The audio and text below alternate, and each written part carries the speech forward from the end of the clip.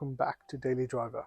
So in this episode we're going to be reviewing the Chevrolet Captiva, which answers the question of what happens when an American car maker joins forces with a Korean car maker. They actually give birth to this Big Bertha here, known as the Chevrolet Captiva. Now this is a 2010 model. They are, you can get them from 2006 onwards, I believe. Now, these particular models are basically Daewoo's underneath, but they're bad stash Chevrolets. As you know, Daewoo Nubera and Daewoo Matiz, now known as Chevrolet Lacetti and the Chevrolet Matiz. Now, this is the Captiva. Now, this normally comes in either four-wheel drive or two-wheel drive. This is a 4x2 version. That means it's front-wheel drive rather than four-wheel drive. Let me tell you something about this car. This is my daily driver number 2. So alongside the Lexus there, I have this. What I love about this truck, first of all, is the ground clearance. There's so much ground clearance. Like, it's the ground clearance that you would get of something like a Land Cruiser. It is proper high, and that actually allows this to not be a problem for it to, go over curbs or massive urban road humps. Let's be honest, they're getting large now. And it also means that the ride and the driving position is quite high and comfortable, which is extraordinary.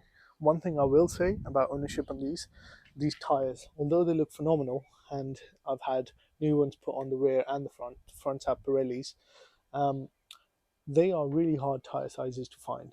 So in this case, they are running 235/60 R17s. And this tire size is very difficult to find in part one and new as well. So just be aware, if you own this car, if you own a car like this, you need to make sure that you have access to somewhere which would have this tire size in stock. Let's look inside and see what the space is like for this kind of behemoth. As you look inside, you can see you actually have a pretty nice and modern cabin. The cabin is really well laid out.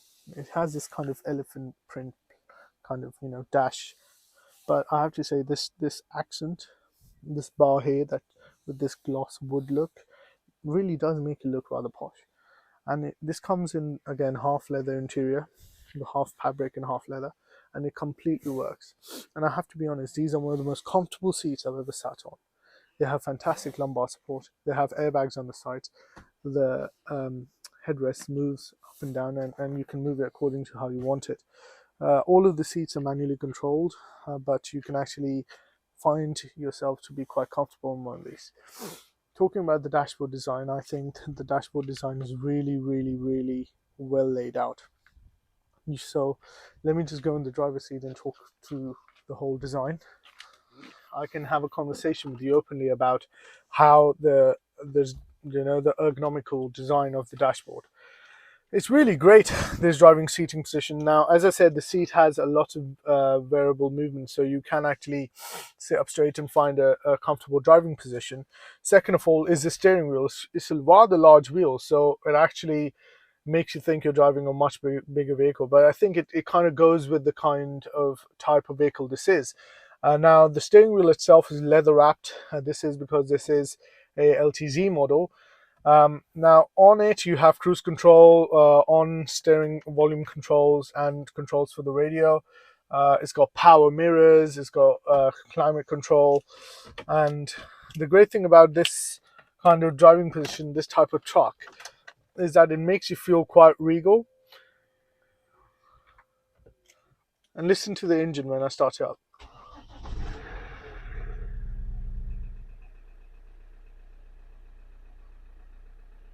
This car hasn't been started for a week and a half, and the engine started on the first hit. That shows. Now, this car is actually very reliable. These trucks tend not to have a lot of things go wrong with them, but I will give you some things that, while in my ownership, I had to keep an eye on. One thing is that because of the height of the vehicle and the way it is, as I said, the tire sizes are quite hard to find. Second thing is that the temperamental things in this car, when it comes to electronics, are underneath the seats itself. So the seats have these airbag kind of connectors underneath that tell the car everything. And if you move the seat forward and backwards, they tend to get upset, and then it brings up the airbag light. The best thing to do then is just to disconnect them, clean them up, put them back together, and normally 9 times out of 10 that airbag light resets itself and the cars carry on normal. I have had no issues with it since I've owned it. It's very, very economical. I mean, right now the truck is giving me 44.7 miles to the gallon, and for the type of truck it is, and the fact that it's a 2-liter diesel turbo, and it gets driven in city a lot, and keeping that in mind, 44 miles to the gallon is pretty epic actually. What else can I say about this truck? The way it drives like any other truck drives. If you've driven anything that's high, they're not the most challenging and handling type of vehicles. It is just something that's comfortable, easy to drive, and offers a lot of space for the money. Now, sitting in the driver's seat, you'll see I have lots of room. I have really good, well padded seats. I have really good, well padded side holsters that hold me in place. And you can see here, I can control the amount of lumbar I have as well, which is really, really good. So it means I can find myself to be quite comfortable on long journeys. The cruise control is really, really good, and it's really, really um, easy to access on this car. So it's really easy to follow, and these buttons are really big and easy to play around with. Now there's a lot of space here as well. These cubby holes, these massive cup holders that are American size, so you can put large drinks in them. There's a little space there for you can do. There's also a space here, which I think is for CDs and stuff, but you can use it. Nobody uses CDs anymore. And there is some space up here which you can also utilize. The glove box itself is a good size, and you can store a lot in there. So again, tons of space in the door pockets. You have room enough for a small bottle, and again, door pocket is there to be used as you like. Other things, you do get a sunglass holder. This car also has ability to have Wi-Fi inside it, so if you do purchase it, you can do. The vanity mirrors are on both sides, and they're illuminated by this light, so that's great. Let's go explore the rear, and we'll be able to see why this car is so popular among families. Now we're going to explore the rear seating in this vehicle. First of all, very easy to get in and out of because it's so high off the ground. Second thing, you actually have these really practical luggage nets which you can store things in. Also have access to your own ashtray here, and cup holders, which is really, really good because then the rear passengers don't have to worry about it. These things are movable, so they can actually fit multiple different size cups, and these cup holders are really easy. The door pockets are something that are disappointing actually. They're not that big, but again, you can find something to store in them. The rear passengers have access to their own window operation. That's it really. There's no other luxuries back here. Actually, tell a lie, there are this little armrest. The third seat, if you don't have a third passenger, even they have a pretty good seat because again, look here, no hump here. There's no hump here. So whoever's sitting in the middle can sit quite comfortably.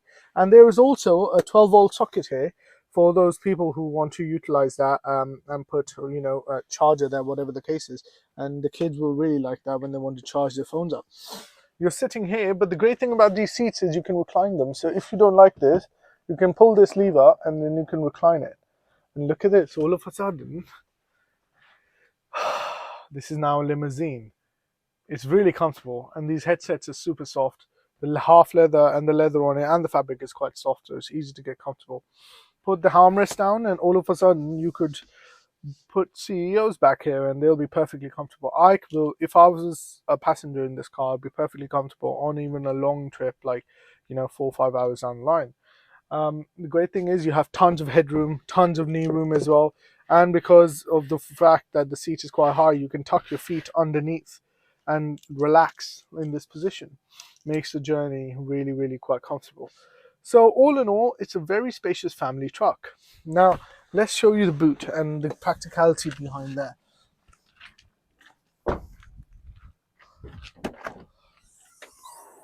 The boot is, well, in simple one word, cavernous. And you do get this rather good mat that actually allows you to, use your boot. utilize the whole aspect of it. You can make it dirty as anything and then clean it afterwards. Super easy. You can see that you'll find a cup holder back here. That makes no sense, but this car is actually convertible into a 7-seater, so you can actually buy seats and then make it into a 7-seater. In this, I think it's more useful in a 5-seat format. Underneath the tray, you have a lot of storage, like there, and you have storage units up here as well, which I have already filled up. So if space is important to you, then this vehicle makes sense. Now, you have to actually think, you might turn around and say, Ian, why on earth would I want a Captiva when I can get myself something like Mitsubishi, or if I can get myself a CRV? I have 4 words for you: economy, reliability, number 3 is space, and number 4 is reasonable price. A truck of this size, this caliber, the level of luxury it offers, alternatively from other brands, you're looking at, even on the resale market, in the second-hand market, you're looking about 2.5 grand, 3 grand. This truck you can get because of the fact that it's a Chevrolet and the brand badge value isn't really there, and secretly underneath it's a Korean truck, so the Koreans actually make quite reliable vehicles. So keeping that in mind, you will find that for the money, this truck makes sense. The amount of luxury it offers, the amount of space it offers. So these retail, this is a template, and this retails between 16 to £2,000. And if you find a low mileage one, this is on 156,000 for a diesel, which is not that bad, to be honest. But if you find a low mileage one, then they go up in price. But as I said, comparable to the CRV, the L200 series, and the Outlander series, or even if you want to go local brands like Vauxhall's Grandland, or sorry, not Grandland, Frontera, or even if you want to go down, the Toyota route with the RAV4, they're all really, really expensive. But this, or even on a template, will only set you back a couple of grand, which I think is really, really good value. So, one more thing I do want to highlight about this car is the 2-litre diesel engine is actually really economical. So this car actually doesn't eat a lot of diesel for what it is. Now, unfortunately, because of ULEZ and CES and other clean air zones, these vehicles are dying. That's because diesel is, not favored. But if you live in an area where diesel is allowed, then this car definitely makes sense, and it's a really, really good investment. I've owned this car nearly a year. I've not had any issues with it. The only problem I had was when the tires went, I had to, because they wear, I had to purchase some new ones, and the sizes were difficult to get a hold of. But that's the only thing. Apart from that, it's always given me fantastic fuel economy. It's been reliable as anything, even through the winter. It has hill descent control as well, which is wonderful to use if you are into, driving in rough roads. I've never had any issue with parking. It's got parking sensors, which means it's rather easy to park, actually. And above all, it's got loads and loads of space. And whenever I've traveled with my wife or with my family, we've used it like a van. I've even used this as a van in my house to transport the sofa and everything. So yeah, a wonderful little family truck. And you know what? If you have 2 grand to spare and you're looking for a nice diesel truck to keep, this is definitely something that I will highly recommend. The Chevrolet Captiva 2-litre diesel. You can also get them in automatic forms, but this is a 5-speed manual. You can also get a 2.2 diesel. But I would suggest go for the 2-litre diesel, get it in 5-speed manual. It's economical, it's strong, it's reliable, it's spacious, and in this spec, it's luxurious. It definitely makes sense as a great used buy, and definitely a bargain for less than 2 grand on a template. That makes sense.